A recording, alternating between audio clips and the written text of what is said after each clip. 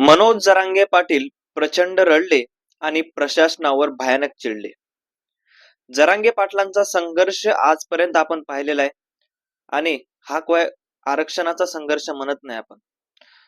हा संघर्ष एक वेगळ्याच प्रकरणाचा.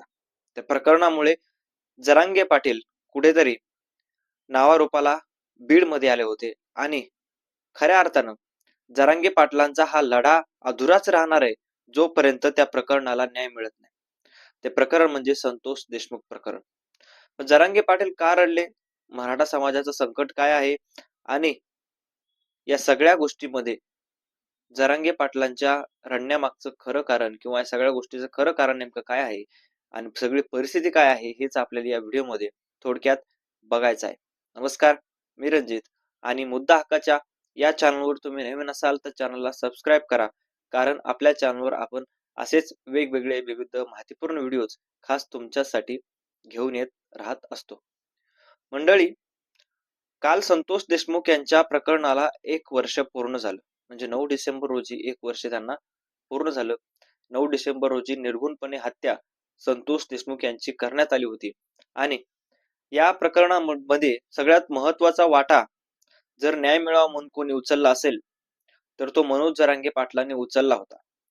मनोज जरांगे पाटलांनी आंदोलन केलं आणि त्या ठिकाणी पोलीस स्टेशन मध्ये ज्या ठिकाणी गुन्हाही नोंद होत नव्हता त्या ठिकाणी गुन्हा नोंद झाला आणि मनोज जरांगे पाटलांचं वर्चस्व पुन्हा एकदा दिसून आलं. कशा प्रकारे जरांगे पाटलांनी तिथे जाऊन आंदोलन केलं, एक प्रकारे भावनिक वातावरण बीड मध्ये झालं होतं. केस तालुक्यावर शोककळा पसरलेली होती आणि हे सगळं घडलं असताना सरपंचाचा भाऊ रडत होता, सरपंचाचं कुटुंब रडत होतं आणि ते आजही रडतच आहे. आणि त्या ठिकाणी जरांगे पाटील गेले, उपोषणाला बसले. उपोषणाला बसल्यानंतर त्या ठिकाणी गुन्हा नोंद झाला आणि गुन्हा नोंद झाल्यानंतर या आरोपींना नंतर अटक झाली. अटक व्हायला वेळ लागला, मात्र आरोपी अटक झाली.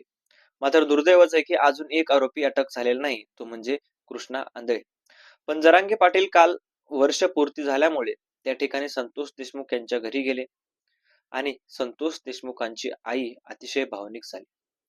संतोष देशमुखांची आई थेट जरांगे पाटलांच्या मांडीवर मुंडकं देऊन रडली. धाय मोकलून ती रडली बिचारी माऊली. कशामुळे तर तिच्या मुलाला आज वर्ष झाले मारून टाकलेले आहे आणि तरी सुद्धा कुठलाही न्याय दिसत नाही. जे आरोपी आहेत, जे आरोपींना पकडायचं तर लांबच राहिलेलं आहे, मात्र त्याच्या जे पकडले त्यांना सुद्धा शिक्षा ही मिळालेली नाही असं त्यांच्या घरच्यांचं म्हणणं आहे. आपण जर पाहिलं तर कृष्णा आंधळे नावाचा नामक आरोपी हा प्रसिद्ध झालेला आरोपी कुठंतरी पसार आहे.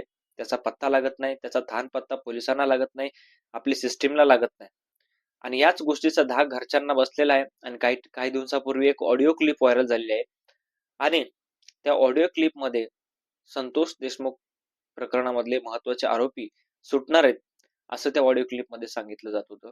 म्हणून कुठंतरी बीड मध्ये खळबळ माजली होती आणि एक प्रकारे केस तालुक्यावर जी काय शोककळा पसरलेली आहे किंवा मसाजोग जे गाव आहे सरपंचाचं संतोष देशमुख यांचं, त्या गावावर कुठंतरी शोककळा पसरलेली होती.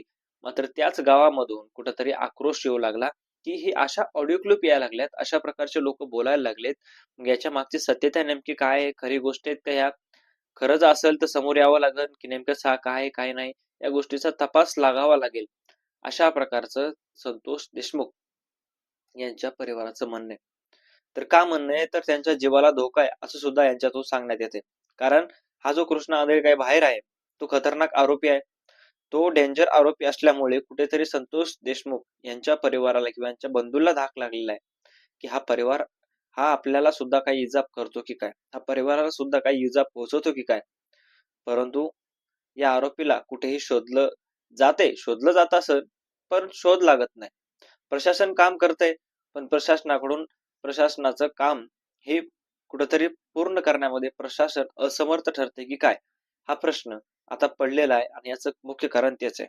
जरांगे पाटील काल भाऊक झाले होते, त्या ठिकाणी गेले, संतोष देशमुखांचा पूर्ण परिवार बघितला आणि त्यांची आई त्यांच्या मांडीवर रडत होती आणि स्वतः जरांगे पाटील सुद्धा यामध्ये भाऊक दिसले आणि कुठेतरी याच कारणामुळे प्रशासनावर आता ते भयंकर चिडलेले आहे.